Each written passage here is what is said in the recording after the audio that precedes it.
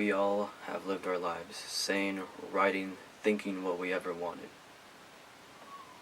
But what if that wasn't the case? Let me give you a visual to think about. You're walking down your street, the same street you have been living on for the past several years, and you hear little to no conversation from anyone. People have the same news to tell each other as the week before. The newspapers all say the same thing as the last time they were published. Sounds dull, doesn't it? You feel as you're in a cage, trapped. You want nothing more in the world to say something, but do not for the fear of being imprisoned. So, you do not express yourself. The sound of this is terrible, but sadly it's the reality of many people, like those of the nation Eritrea. Why is this important, you may ask? Well, think of the visual. You wouldn't want to be in the same situation, correct? That is why the issue of the right to freedom of expression in the country of Eritrea needs to be addressed. Because these people matter just as equally as you and I do. The right to freedom of expression is a right to freely say what you want, practice the religion you want, to write what you want, and to think what you want. We all, of course, have the privilege of these rights living here in the States, but in the nation of Eritrea, the people have none of these liberties and are subjected to severe oppression by the Eritrean government. In 2014, Eritrea was described as Africa's biggest prison of media, with 28 journalists in detention. This description was given by Hapton Johannes, a Dutch Eritrean journalist.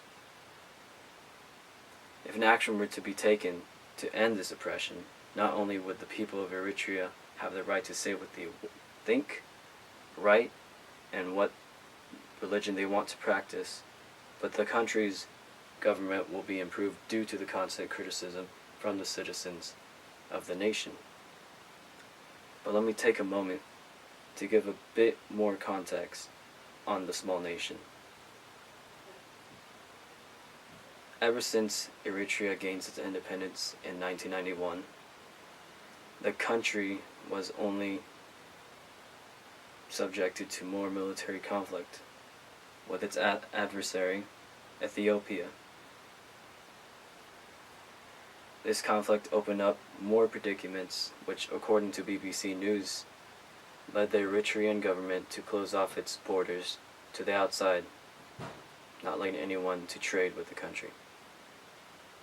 Not wanting to be portrayed as the oppressive regime it is, the Eritrean government shut down all privately owned media outlets and private newspapers. However, these violations can be solved with a simple action: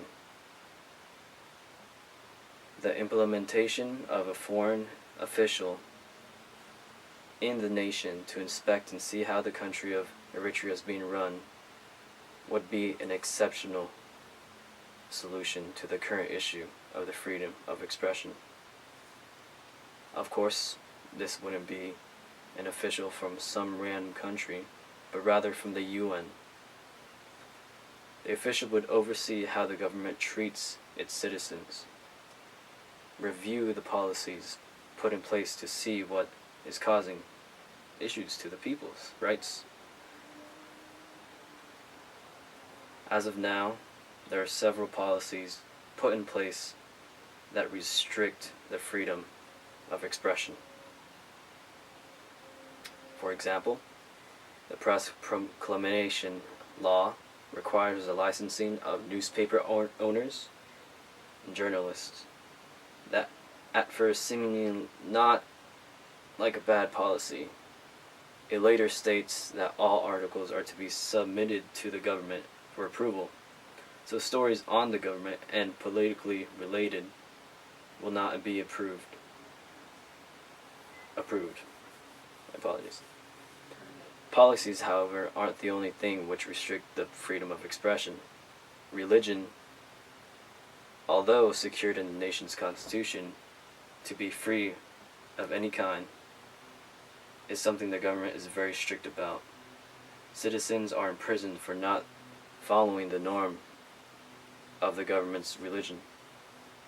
The UN official can inspect the country, see the issues, report back, and the UN will step in the ruling of government in the nation of Eritrea, thus actually securing what the Constitution states and uphold the right to freedom of expression in the country. Although there is a possibility of the Eritrean government refusing the implementation of a UN official, that should not stop United Nations from taking action. The people of Eritrea have endured constant oppression for long enough. They deserve to speak their mind, practice religion of their choice, to think what they want, to write what they want, to be who they are, free. My name is Josue Martinez, and I'm speaking for the people of Eritrea. Thank you.